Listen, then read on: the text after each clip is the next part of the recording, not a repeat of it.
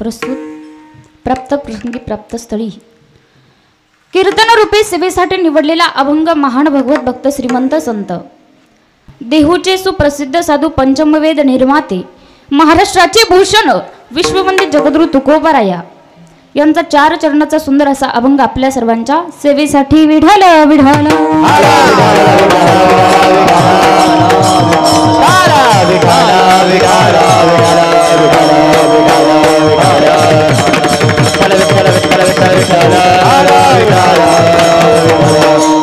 सज्जनांनो, अभंग सेवेसाठी निवडला जगद्गुरु तुकोबाराय यांचा आणि या अभंगामध्ये जगद्गुरु तुकोबाराय आपल्याला सांगतायत की धर्माचं पालन आपण केलं पाहिजे, पाखंड्याचं खंडन आपण आपल्या जीवनामध्ये केलं पाहिजे. देवानं सुंदर असा नरदेह तुम्हाला मला दिलेला आहे, मग धर्माचं पालन करण्यासाठी देवानं सुंदर असा नरदेह आपल्याला दिलाय. लक्षपूर्वक ऐका. या अभंगामध्ये 3 प्रकारचे धर्म आपल्याला शिकवले जातात, पण ज्यांचा अभंग सेवेसाठी निवडला ते जगद्गुरु तुकोबाराया.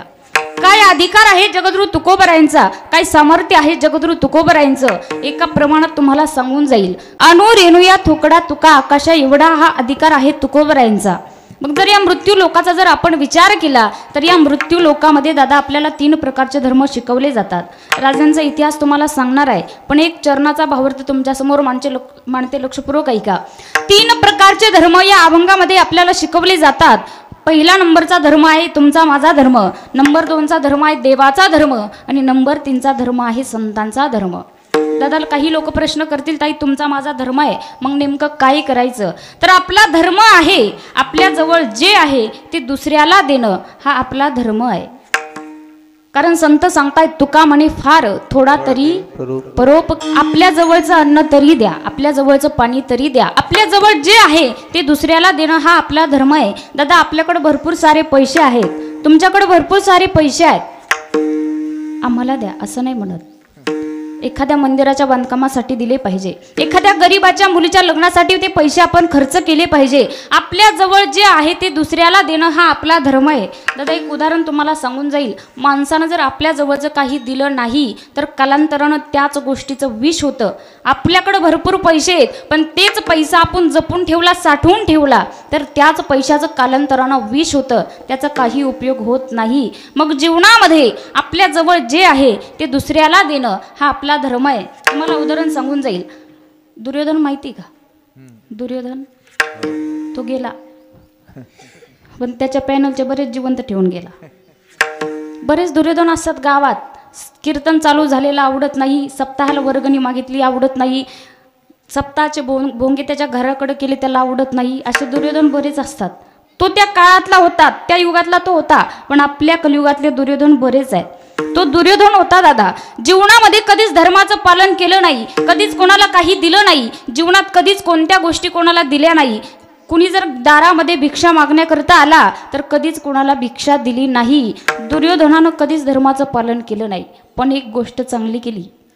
एवढं धर्माचं पालन दुर्योधनानं केलं, तो जीवनामध्ये एक गोष्ट त्यानं चांगली केली. तो काय करायचा? दारामध्ये जर कुणी भिक्षा मागण्याकरता आला तर त्याला भिक्षा देत नव्हता, देणाराचं बोट असं दाखवायचा, देणाराचं घर बोटानं दाखवायचा. तो तिकडे जा धर्मराजाचं घर आहे तिकडे तुम्हाला खायला मिळेल, तिकडे जा भीमाचं घर आहे तिकडे तुम्हाला खायला मिळेल, तिकडे जा द्रौपदीचं घर आहे तिकडे तुम्हाला खायला मिळेल, असं बोटानं घर दाखवायचं. गंमत अशी झाली, तोच दुर्योधन 10-5 मित्रांसोबत जंगलामध्ये गेला शिकारीसाठी आणि तिथं गेल्याच्या नंतर काय झालं, कालांतरानं त्याच जंगलाला वणवा लागला, त्या जंगलाला आग लागली आणि त्याची जी मित्र होती ती पळून गेली. मित्र पळून गेले आणि हा एकटाच दुर्योधन जाळात अडकला. 1 दिवस झालं, 2 दिवस झालं, 3 दिवस झालं, जाळ काय विझना. 3 दिवसाच्या जाळानं याला भूक लागली, या दुर्योधनाला तहान लागली आणि जोर जोरात ओरडायला लागला, अरे मी राजाचा मुलगा आहे, मला कुणीतरी खायला द्या, मला कुणीतरी पाणी द्या, मला कुणीतरी तहान लागली, मला कुणीतरी पाणी द्या, मला कुणीतरी भूक लागली, मला कुणीतरी खायला द्या. जोर जोरात ओरडायला लागला आणि विप्रवेशात भगवान परमात्मा प्रगट झाले. भगवान परमात्मा म्हटले, दुर्योधन महाराज, म्हणे काय भूक लागली काय? म्हणे हो ना. तहान लागली काय? म्हणे हो ना. कधी कुणाला दिलं काय? म्हणे नाही ना. म्हणे मग मरा असंच. विप्रवेशातले भगवान म्हणतात, कधी कुणाला दिलं नाही, जीवनात धर्माचं पालन केलं नाही, मग असंच मरा. दुर्योधन म्हणतो, असं करू नका.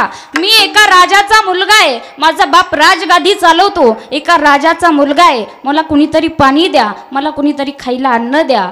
मग विप्रवेशातले भगवान म्हटले, दुर्योधना, जीवनात कधी धर्माचं पालन केलं नाही, कधी कुणाला काही दिलं नाही, पण जीवनामध्ये एक काम तू चांगलं केलं. तू ज्या बोटानं देणाराचं घर दाखवत होता ना, त्या बोटात अशी शक्ती आहे म्हणे, ते बोट फक्त तू जिभेला लावलं का, तुझी ताणही शांत होईल आणि तुझी भूकही शांत होईल. फक्त काय, माझ्याकडं दुर्योधनानं पटकन बोट घेतलं आणि जिभेला लावलं, तृप्तीचा ढेकरच दिला. मग दादा, जीवनामध्ये काही जरी नाही ना करता आलं, किमान देणाराचं घर तरी दाखवा. एवढा कार्यक्रम तरी आपल्याला करता आला पाहिजे. आपला धर्म आहे आपल्या जवळचं दुसऱ्याला देणं, हा आपला धर्म आहे. हा झाला माणसाचा धर्म. 2 नंबरचा धर्म शिकवला जातो देवाचा धर्म. काय आहे देवाचा धर्म? भक्त जर संकटात पडला तर धावून येतात आणि त्या भक्ताचं रक्षण करतात. कारण संत सांगतात, यदा यदा ही धर्मस्य ग्लानिर्भवती भारत अभ्युत्थानम धर्मस्य तदात्मानं सृजाम्यहम. देवाचा धर्म आहे. महिला मंडळ लक्षात येईल देवाचा धर्म काय आहे. महाभारत पाहिलं का? महाभारत पाहिलं का? कोरोनात पाहिलं? तुम्ही म्हणाल ताई आमच्या घरात रोजच चालू आहे, हा ना. त्या महाभारतातली एक कथा आहे. देवाचा धर्म काय आहे आपल्या लक्षात येईल. दादा लक्षपूर्वक ऐका. देवाचा धर्म, त्या महाभारतातली एक कथा आहे. त्याच्यामध्ये धर्मराजा होता. तो धर्मराजा, त्याला द्यूत खेळता येत नव्हतं. द्यूत म्हणजे जुगार, आणि जुगार म्हणजे आत्ताच्या काळातले पत्ते. खेळता का? पत्ते खेळता? माहितीच नसते तुम्हाला, है ना. आपल्या गावाला माहिती नसते पत्ते. ते जुगार त्या धर्मराजाला खेळता येत नव्हतं. दादा त्या धर्मराजानं काय केलं, जरासंधाच्या हाडाच्या कवड्या केल्या आणि शकून मामा भांजे म्हणून त्या कवड्या टाकायचे, आणि कवड्या टाकला की त्यांचा डाव बसायचा. पांडवांचा डाव बसला ना, डाव बसल्याच्या नंतर आपल्यासारखा 10-20 रुपयावरती डाव बसत नव्हता. त्यांचा डाव होता इस्टेटीवर, प्रॉपर्टीवर, संपत्तीवर, धनावर, घरावर, दारावर त्यांचा डाव बसायचा. आणि कालांतरानं असंच डाव बसला आणि त्या डावामध्ये काय झालं दादा, शकुनी मामाच्या हातात अशी कला होती. त्याचं नावच होतं शकुनी. त्याच्या हातात अशी कला होती. आपण जर त्याला 6 आकडा सांगितला का त्याचा 7 पडायचा, त्याला जर 8 सांगितला का त्याचा 9 पडायचा. तुम्ही म्हणाल ताई तुम्हाला बरंच माहिती, अभ्यास केला म्हणून सांगते. अशी कला त्या शकुनी मामाच्या हातात होती. मग त्यांचा डाव बसला आणि त्याच डावामध्ये त्या धर्मराजानं काय केलं, अगोदर स्वतःला त्या डावावरती मांडलं. खेळता येत नव्हतं जुगार, खेळता येत नव्हतं द्यूत, पण स्वतःला डावावरती मांडलं आणि स्वतः डावावरती हरला. नंतर त्याच्या भावाला मांडलं, भीमाला मांडलं. भीम देखील त्या डावामध्ये हरला. नकुल मांडला, नकुल देखील डावामध्ये हरला. सहदेव मांडला, सहदेव देखील डावामध्ये हरला. नंतर स्वतःची इस्टेट मांडली, इस्टेट देखील हरला. प्रॉपर्टी मांडली, प्रॉपर्टी हरला. जवळचा जेवढा पैसा आहे सगळा पैसा त्या डावावरती मांडला, पैसा देखील हरला. आणि धर्मराजा म्हणतो, दुर्योधना आता हा डाव बंद करावा लागेल. दुर्योधन म्हणतो, का रे दादा काय झालं, का डाव बंद करायचा? धर्मराजा म्हणतो, दुर्योधना सगळं संपले रे माझ्याकडचं. इस्टेट मांडली, प्रॉपर्टी मांडली, संपत्ती मांडली, धन मांडलं, भावा सकट या डावावरती सगळं मांडलं, सगळं संपले रे माझं आता. त्यावेळेस दुर्योधन म्हणतो, दादा अजून एक गोष्ट शिल्लक राहिली तुझी. म्हणे आता काय राहिलं? धन मांडलं, प्रॉपर्टी मांडली, इस्टेट मांडली, भावासकट सगळं मांडलं, सगळं संपलं. म्हणे आता काय शिल्लक राहिलं? दुर्योधन म्हणतो, दादा अजून एक गोष्ट शिल्लक राहिली. महिला मंडळ जुगार किती वाईट असतो लक्षपूर्वक ऐका. दुर्योधन म्हणतो, दादा एक गोष्ट शिल्लक राहिली, ती गोष्ट आहे तुझी द्रौपदी. द्रौपदी राहिली रे म्हणे, अजून डाव मोडायचा नाही. त्या द्रौपदीला डावावरती मांड. आणि त्या सत्यवचनी असणाऱ्या धर्मराजानं द्रौपदीला आपल्या डावावरती मांडलं. जे नको घडायला होतं तेच घडलं. द्रौपदीला सुद्धा डावावरती हरला तो. महिला मंडळ देवाचा धर्म काय आहे लक्षात येईल तुमच्या, लक्षपूर्वक ऐका. द्रौपदीला सुद्धा डावावरती हरला. आणि त्या दुर्योधनानं सांगितलं, दुःशासनाला आवाज दिला, हे दुःशासना जा आणि त्या द्रौपदीला आपल्या दरबारामध्ये घेऊन ये. डावामध्ये जिंकलंय रे आपण तिला, जा तिला घेऊन ये दरबारामध्ये. दुःशासन गेला. द्रौपदी मातेला आवाज दिला, हे द्रौपदी अगं चल तुला दरबारामध्ये बोलवलंय.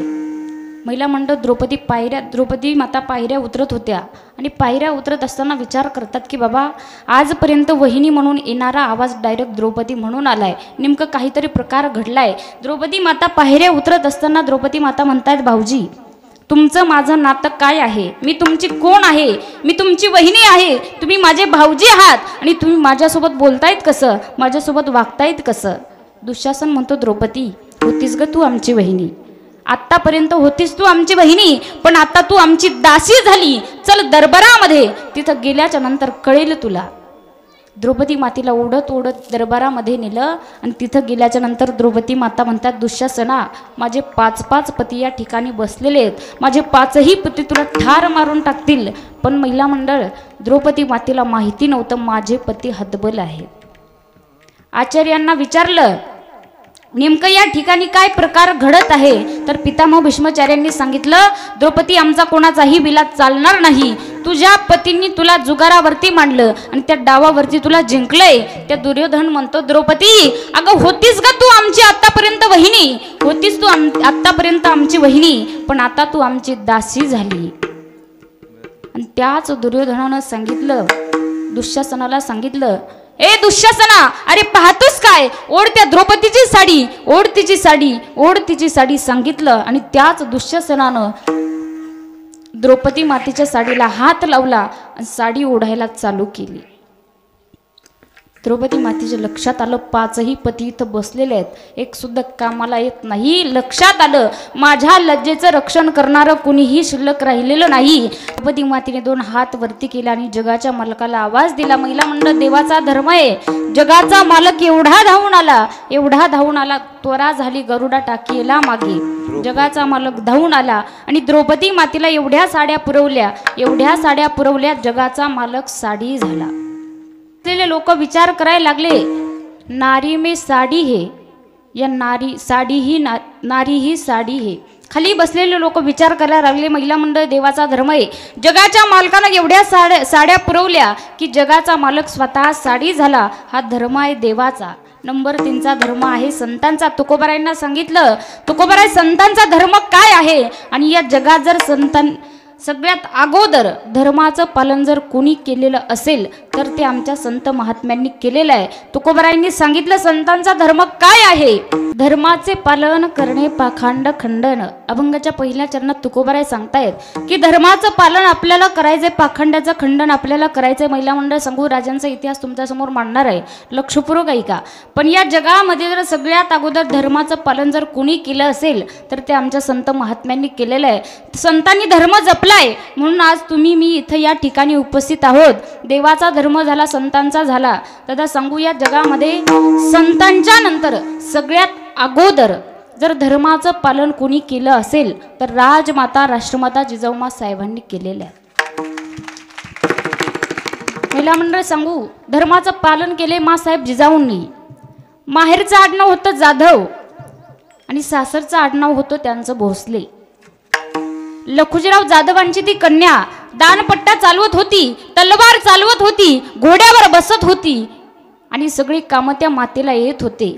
सिंदखेड राजा ती भूमी आणि त्याच भूमीमध्ये वाढलेली ती कन्या, जाधव परिवारात ती कन्या वाढत होती. आणि कालांतरानं काही दिवसानं त्याच राजमाता राष्ट्रमाता जिजाऊमा साहेबांचा विवाह निजामशाहीमध्ये काम करत असलेले वेरूळचे भोसले त्यांच्याशी करून दिला.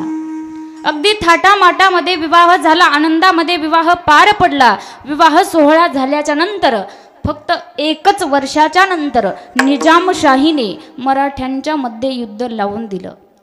आपल्या देशात एवढंच अवघड आहे दादा, बाहेरच्या देशातली लोक येतात, आपल्यामध्ये भांडण लावतात आणि आपले येडे भांडत बसतात. एवढंच अवघड आहे आपल्या देशात. निजामशाहीत युद्ध पेटून दिलं, पण झालं असं, नेमकं ते युद्ध पेटलं जाधवांचं आणि भोसलेंचं. जोरजोरात युद्ध चालू झालं. भोसलेंच्या सरदारांनी काय केलं, दत्ता जाधव नावाचा मुलगा, लखुजीराव जाधवांचा मुलगा जमिनीला पडला. आणि हीच वार्ता गेली लखुजीराव जाधवांच्या कानावरती. लखुजीराव जाधवांची तळपायाची आग मस्तकाला केली आणि 50 वर्षाची लखुजीराव जाधव मेणातली तलवार काढली आणि युद्धाकरता रणांगणात उतरले. विचार केला नाही भोसलेंना लाडकी कन्या दिली, माझी लाडकी मुलगी दिली. विचार केला नाही 50 वर्षाचे लखुजीराव जाधव आपल्या मेणातली तलवार काढली आणि रणांगणामध्ये युद्धाकरता उतरले. भोसलेंचा एक एक सरदार कापायला चालू केलं. जाधवांची ती तलवार भोसलेंचा एक एक सरदार कापत होती, एक एक सरदार जमिनीला खाली पाडत होती. महिला मंडळ ऐका, या मातेनं धर्माचं पालन कसं केलंय, पखंड्याचं खंडन कसं केलंय. राजमाता राष्ट्रमाता जिजाऊ मा साहेबांनी धर्माचं पालन केलंय. एक एक भोसलेंचा सरदार पाडायला सुरुवात केली आणि महिला मंडळ आता तीच लखुजीराव जाधवांची तीच तलवार ज्यांना आपली लाडकी कन्या दिली होती ना, त्या शहाजी राजे भोसलेंच्या तलवारीवर येऊन आदळली. विचार केला नाही, लाडकी कन्या दिलीये पण स्वतःचा मुलगा जमिनीला पडला, स्वतःचा मुलगा मारला म्हणून लखुजीराव जाधव रणांगणात उतरले. माझा मुलगा मारला, माझा मुलगा मारला, माझा मुलगा भोसलेनी मारला म्हणून युद्धाकरता सुरुवात केली आणि ती तलवार भोसलेंच्या तलवारीवर आदळली. राजमाता राष्ट्रमाता जिजाऊ मासाहेब पाहत होत्या. एका साईडला जन्म देणारा बाप आहे, एका बाजूला माझा जन्माला वाढवलंय तो बाप एका बाजूला आहे आणि एका बाजूला ज्याच्यासोबत संसार करायचा आहे ते कुंकू एका बाजूला आहे. आता बाप तरी जातोय, नाही तर आपलं कुंकू तरी जातंय. विचार केला आणि स्वतःच्या मेनातली तलवार काढली. घोड्यावर बसायच्या, तलवार चालायच्या, हातामध्ये घेऊन दाणपट्टा चालवायच्या, सगळे कामं राजमाता राष्ट्रमाता जिजाऊ मा साहेब करायच्या. स्वतःच्या मेनातली तलवार काढली आणि स्वतःच्या बापाला आडव्या गेल्या. सांगितलं, स्वतःच्या बापाला सांगितलं, बाबा ओ बाबा, अगोदर माझा निपात करा. महिला मंडळ छत्रपती शिवाजी महाराज जन्माला येण्याच्या अगोदरचा हा इतिहास आहे. कोणत्या वाघिणीच्या पोटी राजे जन्माला येतात, कोणत्या वाघिणीनं देशाचं रक्षण केलंय, कोणत्या वाघिणीनं धर्माचं पालन केलंय. स्वतःच्या बापाला आडव्या गेल्या आणि सांगितलं, बाबा अगोदर माझा निपात करा, अगोदर माझी वाट लावा आणि नंतर माझ्या कुंकवाची वाट धरा. अशाच वाघिणीच्या पोटी छत्रपती शिवाजी महाराज जन्माला आले. महिला मंडळ त्या मातेसाठी म्हटलं जातं. कितीतरी गीतकारांनी वर्णन केलं, कितीतरी गीतकारांनी सांगितलं. आपल्याला म्हटलं जातं मातेसाठी. महिला मंडळ राजांनी स्वराज्य घडवलंय, पण पहा राजांचे कष्ट पहा. अगोदर राजमाता राष्ट्रमाता जिजाऊ मासाहेबांचं नाव घेतलं जातं आणि नंतर छत्रपती शिवाजी महाराजांचं नाव घेतलं जातं. एक वाक्य फार गोड आहे. अगोदर राजमाता राष्ट्रमाता मासाहेब स्वतःचं नाव लावून गेल्या आणि नंतर छत्रपती शिवाजी महाराजांचं नाव घेतलं जातं. कारण एक वाक्य आहे, जंगलातील 1 नंबर लाकडाला साग म्हणतात, सापातील विषारी जातीला नाग म्हणतात. जंगलातील 1 नंबर लाकडाला साग म्हणतात, सापातील विषारी जातीला नाग म्हणतात. ज्यांना लावली मुघलांची वाट त्याला जिजाऊचा वाघ म्हणतात. पहा छत्रपती शिवाजी महाराजांनी स्वराज्य घडवले, असं तसं घडवलेलं नाही. तुम्हाला सांगू, आज पूर्ण महाराष्ट्रभर, पूर्ण देशभर, पूर्ण या राज्यामध्ये राजांची जयंती साजरी करतायत मुलं. कुणी कीर्तन ठेवून साजरी केली, कुणी डीजे लावून साजरी केली, कुणी दारू पिऊन साजरी केली. जयंती साजरी केली, राजांची केली पाहिजे, करायलाच पाहिजे. कारण त्या राजांचा अभिमान आहे आम्हाला, त्या राजांचा स्वाभिमान आहे आम्हाला. दादा सांगू, जर कीर्तनात सांगायला गेलं ना तर काही लोक म्हणतात, ताई कीर्तनात राजांचा इतिहास सांगता, तुमचे राजे का देव होते का? मला माहिती नाही, छत्रपती शिवाजी महाराज देव होते का नाही माहिती नाही, पण एक गोष्ट मला माहिती आहे, आज आमच्या राजांच्यामुळे आज प्रत्येक मंदिरातला देव जिवंत. क्षत्रिय कुलातोस सिंहासनाधीश्वर राजाधिराज कीर्तिवंत समर्थवंत जयवंत नीतिवंत श्री श्री श्री छत्रपती शिवाजी महाराज की. राजांनी स्वराज्य घडवलंय. आज पूर्ण देशामध्ये राजांची जयंती साजरी केली. मुलांनी डीजे लावून केली, दारू पिऊन केली, मावा खाऊन जयंती साजरी केली. माझगावला मी पाहिलं, माझगावला माझं कीर्तन होतं, तिथं पाहिलं दादा डीजे पुढं मुलं दारू पिऊन नाचत होती. विचार केला असन त्या राजांनी, अरे हेच ते स्वराज्य आहे का? आपण या लोकांसाठी लढलो, आपण या लोकांसाठी झगडलो, आपण या लोकांसाठी मेलो, हेच ते स्वराज्य आहे का? हेच ते महाराष्ट्र आहे का? हाच तो महाराष्ट्र आहे का? आणि हाच तो देश आहे का? राजांनी सुद्धा विचार केला असेल. तरुण मुलांना विनंती आहे माझी, जयंती जर साजरी करायची असेल ना तर DJ लावून दारू पिऊन जयंती साजरी करू नका. कारण राजांनी स्वराज्य घडवले. महिला मंडळ सांगू, गावात तमाशा आला होता. राजमाता राष्ट्रमाता जिजाऊ मा साहेबांनी स्वराज्याचं बाळकडू हातात दिलं आणि राजांना सांगितलं, राजे तुम्हाला बाया नाचवणारा नाही, बाया वाचवणारा राजा तुम्हाला व्हायचा. आपल्या भारतातले तरुण दारू पिऊन मावा खाऊन DJ लावून जयंती साजरी करतायत. दादा विनंती, तुमच्या पायाला हात लावून एक वाक्य मी बोलेल, जोपर्यंत आपल्या मुखात सुपारीचं कण सुद्धा नाही ना तोपर्यंतच आपला अधिकार आहे राजांची जयंती साजरी करण्याचा. कारण तुम्हाला सांगू, भारतात लोक व्यसन करतात, दारू पितात, मावा खातात, गुटखा खातात, सगळे व्यसन आपण करतात. दादा इथं एवढी लोक बसलेत, मला सांगा बरं, मावा दारू पिणारे, मावा खाणारे, गुटखा खाणारे हातवरती करा, हातवरती करा ना. इतकं व्यसनमुक्त गाव आहे आपलं.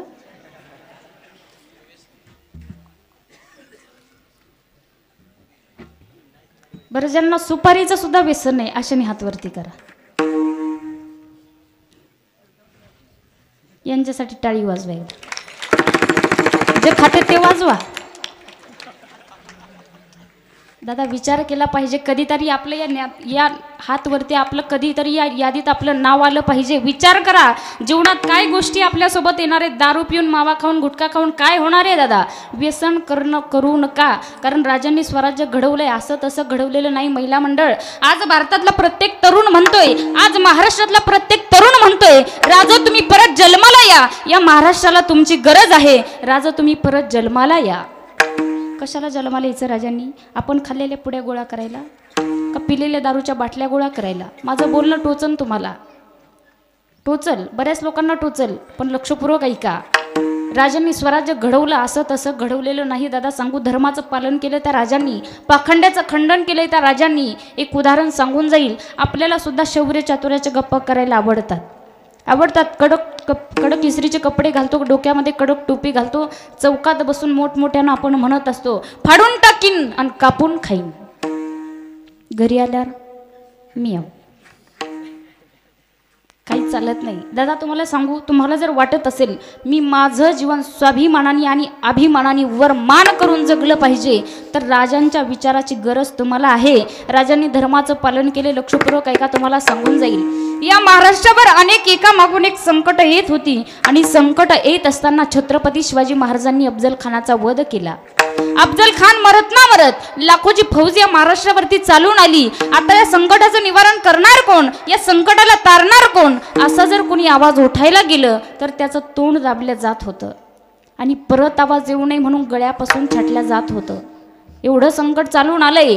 संकटाचं निवारण करणार कोण? राजांची तर शक्ती संपली, राज लढू शकत नाहीत. मग माझ्या राजमाता राष्ट्रमाता जिजाऊ मा साहेबांनी काय केलं? आई जगदंबेला एक प्रार्थना केली आणि सांगितलं, माते महाराष्ट्रावर एवढं मोठं संकट चालून आलंय, या संकटाचं निवारण करण्यासाठी राजांच्या डोक्यामध्ये अशी एक युक्ती दे की जेणेकरून राजे या संकटाचं निवारण करतील. प्रार्थना केल्याबरोबर छत्रपती शिवाजी महाराजांच्या डोक्यात अशी एक युक्ती आली आणि राजा गडावरून खाली आले. लक्षपूर्वक ऐका दादा, राजांचा इतिहास फार गोड आहे. राजे गडावरून खाली आले आणि एका नाल ठोकणाराच्या घरी राजे पोहोचले. राजांना पाहिलं, एवढा आनंद झाला. बाबा म्हणायला लागले, राजा मी काय करू? राजा मी काय करू? प्राणाची आहुती देऊन तुमच्यासोबत लढण्यासाठी येऊ की राजा मी काय करू? राजा सांगतायत, बाबा आता तुमचं वय झालं, लढण्याची गरज नाहीये. फक्त एक कल्पना तुम्हाला देणार आहे, ती कल्पना फक्त इतर कोणाला देऊ नका, म्हणजे आपलं काम झालं. सांगा ना राजा काय आहे? राजांनी सांगितलं, बाबा महाराष्ट्रावर एवढं मोठं संकट चालून आलंय, आया बहिणींची अब्रू लुटल्या जाती, भर रस्त्यावर गायी कापल्या जात आहेत, मंदिराची मंदिरं उद्ध्वस्त केली जात आहेत, मंदिरामधल्या ज्या मूर्त्या आहेत छन्य हातोड्याने मूर्त्या छाटल्या जातात आणि त्या संकटाचं निवारण आपल्याला करायचंय. त्याच संकटाला आपल्याला सामोरे जायचंय, त्याच संकटाला आपल्याला तारायचंय. त्याच्यासाठी एकच काम करा, घोड्याला नाली ठोकताना उलट्या ठोका. राज जर घोड्याला नाल आपण उलटी ठोकली ना राज, लाखो मावळ्या घोड्यावर बसणार आहेत, याच्यातल्याच एका घोड्यावर तुम्हीही बसणार आहात राज, तुमचाही प्राण धोक्यात जाण्याची गोष्ट आहे राज. घोड्याला नाल उलटी ठोकणे शक्य नाही, कारण जर घोड्याला नाल उलटी ठोकली गेली तर घोडा वेगाने पळत नाही, वेगाने धावत नाही. पण राजांनी सांगितलं दादा सत्तेपुढे शहाणपणा चालणार नाही. ना इलाजानं प्रत्येक घोड्याला नाल उलटी ठोकली गेली. आणि एक दिवस ठरवला राजांनी, जे काही दुश्मन महाराष्ट्रावर चालून आलतं ना, डोक्यात एकच कल्पना होती, अर्धा महाराष्ट्र आपल्या ताब्यात आलंय, आता फक्त हा हिरवा रायगडावरती लावायचा म्हणजे हे स्वराज्य आपल्या ताब्यात आलं. पण दादा माहिती नव्हतं आमचं भगवं वादळ येणार आहे. डोक्यात कल्पना सुद्धा नव्हती. दुश्मन गाढ झोपेत झोपलेलं होतं आणि राजांनी मावळ्यांना सांगितलं, मावळ्यांनो हातामध्ये पेटलेली मशाली घ्या, या संकटाला सामोरे जायचंय, या संकटाचं निवारण करायचंय, या संकटाला आपल्याला तारायचंय. हातामध्ये पेटलेली मशाली घ्या. सगळ्या मावळ्यांनी हातात पेटलेल्या मशाली घेतल्या, तलवारी घेतल्या, ढाली घेतल्या आणि सगळे मावळे घोड्यावरती बसले आणि राजांच्या पाठोपाठ निघाले. ज्या ठिकाणी दुश्मन झोपलेले होते ना महिला मंडळ, दुश्मनांच्या महालाकडे राजे निघाले. दुश्मनांच्या महालापर्यंत राजे आले आणि दुश्मनांच्या महालामध्ये राजे शिरले. त्याच मावळ्यांनी आणि त्याच छत्रपती शिवाजी महाराजांनी दुश्मनावरती सप सप सप सप वार चालू केली. कोणाची मुंडकी छाटली जाते, कोणाचे पाय छाटले जाते, कोणाचे हात छाटले जाते. लक्षात आलं छत्रपती शिवाजी महाराजांनी हल्ला केलाय. आणि त्याच दुश्मनांनी ओरडायला सुरुवात केली, हुजूर शिवाजीने हल्ला केला, हुजूर शिवाजीने हल्ला केला, अरे पकडा त्या शिवाजीला, धरून आणा त्या शिवाजीला. पण राजांच्या लक्षात आलं झिमझिम पाऊस चालू होता, पहाट झाली आणि लक्षात आलं राजांच्या आता इथं थांबून उपयोग नाही. राज निघून गेले. ऐका दादा, धर्माचं पालन केले, पाखंड्याचं खंडन माझ्या राजांनी केलंय.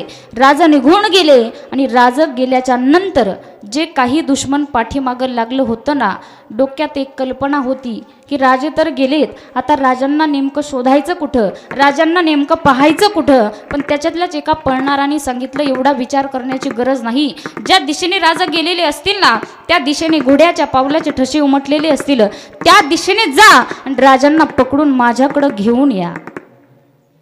पण दादा सांगू, राजांनी डोक्यानं काम केलं होतं, युक्तीनं काम केलं होतं. माझे राजे जर पूर्व दिशेला गेले असतील तर घोड्याच्या पावलाचे ठसे कोणत्या दिशेला उमटणार? पश्चिम दिशेला उमटणार. राज पूर्व दिशेला गेले, घोड्याच्या पावलाचे ठसे पश्चिम दिशेला उमटले. याचं कारण होतं राजांनी घोड्याला नाली उलट्या ठोकल्या होत्या. राज गेले पूर्व दिशेला, जे काही दुश्मन पाठीमागं लागलं होतं ना, तिकडं पश्चिम दिशेला गेलं, तिकडेच तोंडाला फेस येऊन पडलं. पण राज काही सापडले नाही. असा एकच राजा या महाराष्ट्रामध्ये होऊन गेला, त्याचं नाव म्हणजे छत्रपती शिवाजी महाराज आहे. महिला मंडळ, छत्रपती शिवाजी महाराजांनी स्वराज्य घडवलंय, असं तसं घडवलेलं नाही. तुम्हाला सांगू, राजमाता राष्ट्रमाता जिजाऊमा साहेबांनी ज्यावेळेस छत्रपती शिवाजी महाराज पोटात होते तेव्हा ज्ञानेश्वरी वाचली, गाथा वाचला, सगळे ग्रंथाचं पारायण केलं, सगळे ग्रंथ जीवनामध्ये वाचलं. विचारलं एका महिलेनं विचारलं जिजाऊमा साहेबांना की मा साहेब, राज पोटात होते, विचारलं तुम्हाला कशाचे डोहाळे लागलेत? तर त्याच राजमाता राष्ट्रमाता जिजाऊमा साहेबांनी उत्तर दिलं, आम्हाशी वाटते घोड्यावरती बसावे, आम्हाशी वाटते तलवार चालावी, आम्हाशी वाटते वाघावरती बसावे. असे डोहाळे लागले होते राजमाता राष्ट्रमाता जिजाऊमा साहेबांना. आपल्याला सुद्धा लागतात डोहाळे. महिला मंडळ कसे लागतात माहिती का? आम्हाशी वाटते भिंतीचे पापुडे काढून खावे. स्वराज्य घडलंय त्याच्या पाठीमागचं कारण आहेत राजमाता राष्ट्रमाता जिजाऊमा साहेब. 18 पगड जातीचे मावळे होते राजांच्या सोबत, तेव्हा स्वराज्य घडलंय. कधी कोणत्या जातीचा विचार केला नाही, कधी कोणत्या कुळाचा विचार राजांनी केला नाही. महिला मंडळ सांगू तुम्हाला, आपल्याला सुद्धा वाटतं ना, माझा मुलगा छत्रपती शिवाजी महाराजांच्या सारखा असला पाहिजे, माझा मुलगा बाळ ध्रुवांच्या सारखा असला पाहिजे, माझा मुलगा प्रभू रामचंद्रांच्या सारखा असला पाहिजे. आपली सुद्धा मुलं नक्कीच घडतील छत्रपती शिवाजी महाराजांच्या सारखी, प्रभू रामचंद्रांच्या सारखी, बाळ ध्रुवांच्या सारखी. पण अगोदर मुलांवरती संस्कार करणं ही काळाची गरज आहे. महिला मंडळ, संस्कार आपण मुलांवरती केले पाहिजे. तुम्हाला सांगू, आपलाच मुलगा असला पाहिजे छत्रपती शिवाजी महाराजांच्या सारखा, आपलाच मुलगा असला पाहिजे प्रभू रामचंद्रांच्या सारखा, आपलाच मुलगा असला पाहिजे बाळ ध्रुवांच्या सारखा. शिवाजी महाराजांनी केले, धर्माचं पालन केलं, पाखंड्याचं खंडन केलं. राजांनी दादा सांगू, राजमाता राष्ट्रमाता जिजाऊ साहेबांनी एक वचन दिलं छत्रपती शिवाजी महाराजांना, महिला मंडळ. ते वचन माझ्या राजांनी पूर्ण केले. लक्षपूर्वक आहे का?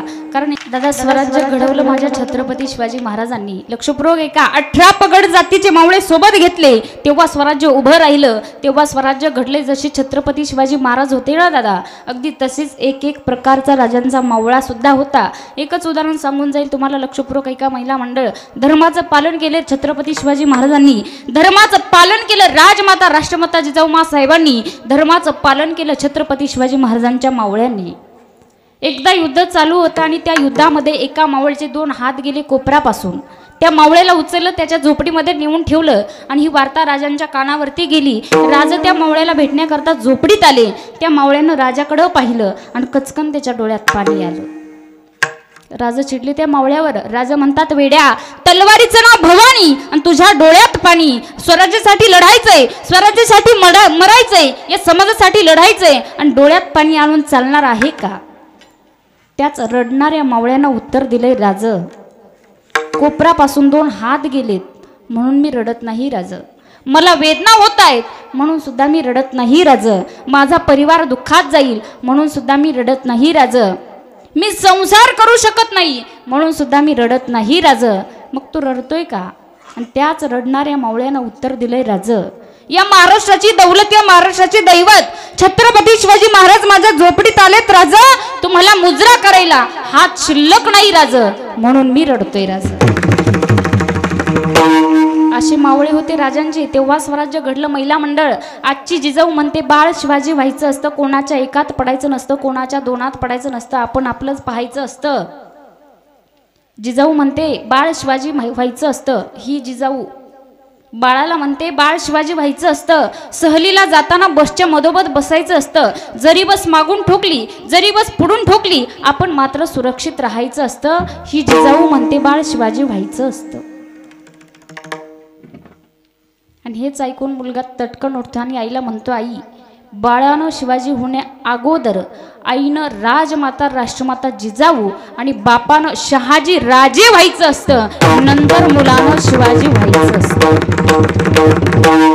संस्कार होते राजमाता राष्ट्रमाता जिजाऊ साहेबांचे. महिला मंडळ. आपण काय करतो? मुलगा जन्माला आला, 4-5 वर्षाचा झाला की त्याच्या हातात मोबाईल देतो.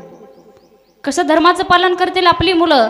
फार विचित्र मुलं जन्माला येतात. महिला मंडळ. सांगू तुम्हाला, आपण मुलांवरती संस्कार करत नाहीत आणि संस्कार जरी केले तर त्या संस्काराचे परिणाम असे होत आहेत. तुम्हाला सांगू, एक उदाहरण मी सांगत असते कीर्तनात. आमच्या गावाशेजारी एक गाव आहे आणि त्या गावामध्ये असा नियम आहे, प्रत्येक एकादशीला कीर्तन होतं आणि कीर्तन झाल्याच्या नंतर त्या गावचा नियम आहे की कुठलाही महाराज गावात आला तर चहा पिल्याशिवाय त्याला जाऊ देत. मला पाजा असं म्हणत नाही, हा, मी चहाच घेत नाही. हा, त्या गावचा नियम आहे, कुठलाही महाराज गावात आलं तर चहा पिल्याशिवाय त्याला जाऊ देत नाहीत. मग असंच एकादशीला कीर्तन झालं आणि महाराज गाडीत बसले आणि गाडीतून निघाले महाराज गावाकडं. त्या गावाला एक पाटील आहेत. ते पाटील भिंतीसारखे चाडवे आले, ओ महाराज, आमच्या गावचा नियम मोडता येणार नाही. म्हणे काय झालं? कीर्तनात काही चुकलं? म्हणे नाही, कीर्तन 1 नंबर झालं. म्हणे मग काय झालं? असे आडवे का आलात? म्हणे गावचा नियम आहे, महाराजांना चहा पिल्याशिवाय जाऊ देत नाही. महिला मंडळ. ऐका, मोबाईलचे परिणाम किती वाईट होतात. आपण आपल्या मुलाच्या हातात मोबाईल देतो आणि महाराज पाटलाच्या घरी चहा प्यायला गेले आणि सोफा सेटवर महाराज बसले. त्या पाटलाला 2 कट्टी होती. एवढे विचित्र होती, अख्खं गाव त्यांनी पागल करून सोडलं होतं. महाराज पाटलाच्या घरी गेले, सोफा सेटवर बसले. त्याच्यातल्या एका कट्ट्याला कुठून कळलं आपल्या घरी महाराज आले. नागेश महाराज असं पळत आलं, असं पळत आलं, असं पळत आलं आणि महाराज शेजारी दणकीन बसलं. जसं ते दणकीन बसलं तसे महाराज टुनकीनवर उडाले. 2 तास वरती फॅनला चक्र घेत होते. खाली पडले, स्वतःला चिमटा घेऊन पाहतात मी जिवंत आहे का. पुन्हा सोफा सेटवर बसले. पुन्हा ते लेकरू महाराजांच्या शेजारी बसलं. आता त्यानं बसलं तर बसलं, त्यानं गप्प तरी बसायचं ना. महाराजांच्या पिशवीत हात घालायला चालू केलं. पिशवीत होतं नारळ, शाल आणि पाकिट. महाराज म्हटले, नारळ घेतलं तरी चालेल, शाल घेतली तरी चालेल, मग अवघड होईल. त्याचा जसा जसा हात पुढे चालला तसं तसं महाराजांचं टेम्परेचर वाढायला लागलं. महाराजांनी काय केलं? त्याला हळूच एक चिमटा घेतला. त्यानं क्विक केलं, महाराजांच्या समोर येऊन उभं राहिलं. आता याला चिमटा घेतल्यामुळे याला राग आला. अशी मोठे मोठे डोळे करून पाहायचं महाराजांकडे. महाराजांना म्हणायचं, बदला लेकर रहूंगा. चिमटा घेतल्यामुळे राग आला. आता पूर्वीच्या काळातले महाराज होते असे लिंबू फेकलं की मिशीवर बसत होतं, अशा मोठमोठ्या त्यांच्या मिशा होत्या. त्या लेकरानं महाराजांच्या मिशा धरल्या, चिकू चिकू चिकू चिकू चिकू असं करायला लागलं. महाराज म्हटले ओ पाटील, अहो या लेकराला आवरा की थोडं. पाटील म्हटले बाबा असू द्या, त्याला दोऱ्याला लटकायची सवय. तेवढ्यात काय झालं, चहा आला. आता महाराज म्हटले पटकन कपातला चहा बशीत होतो, बशी तोंडाला लावतो, चहा पितून इथून माझी सुटका करतो. महाराजांनी कपातला चहा बशीत होतला, बशी तोंडाला लावली, चहा प्यायला लागले. तेच काटता आलं, दुसऱ्या साईडने तोंड लावलं. महिला मंडळ ते पाटलाचं होतं, पण काय स्वच्छ नव्हतं. नाकातून गंगा जमुना वाहत होत्या, त्याच्यावर 5-50 माशा बसलेल्या, आणि तेवढ्या चहाची गरम आप त्याच्या नाकात गेली. आची केलं, अवघा रंग एक झाला. महाराज म्हटले बाळ चहा तूच पी. नाही नाही बाबा, चहा तुमच्यासोबतच प्यायचा. कसं बसा चहा पिले. आणि महाराज म्हटले पाटील मला जाऊ दे आता लवकर. जाता जाता महाराज म्हणतात पाटलाला, पाटील अशी सोन्यासारखी तुकडे किती आहेत? ताटा ताटा 4-5 गुंड्या तुटल्या पाटलाच्या. छाती फुगली. सोन्यासारखी म्हणल्यावर मनात म्हणतात गंजापेक्षा बाद आहेत, पण मोठ्याच्या लेकराला बोलता येत नाही. महाराज म्हटले पाटील अशी सोन्यासारखी तुकडे किती आहेत? म्हणे बाबा तुमच्या आशीर्वादानं 2च आहेत.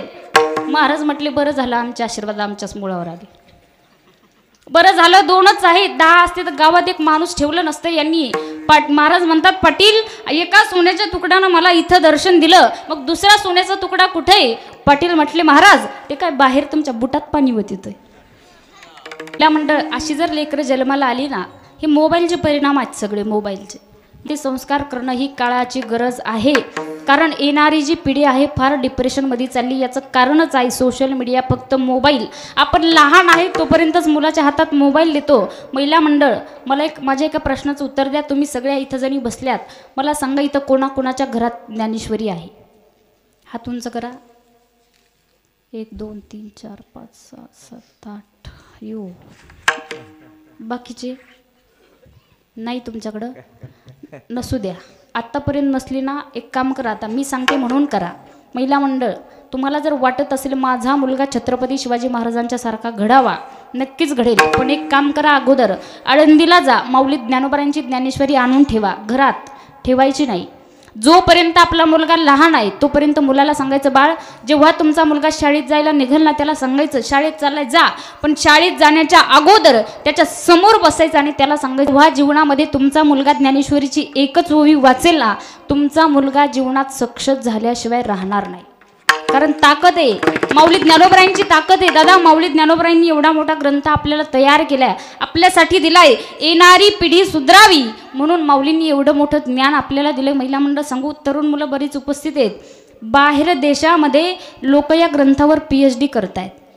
ऑक्सफर्ड युनिव्हर्सिटीमध्ये 129 विद्यार्थी माऊली ज्ञानोबरायांच्या ग्रंथावर PhD करतायत. आपल्या भारताचं दुर्दैव आहे, आपल्या महाराष्ट्राचं दुर्दैव आहे. आपल्या भारतातले तरुण ज्ञानेश्वरी चाळत सुद्धा नाहीत.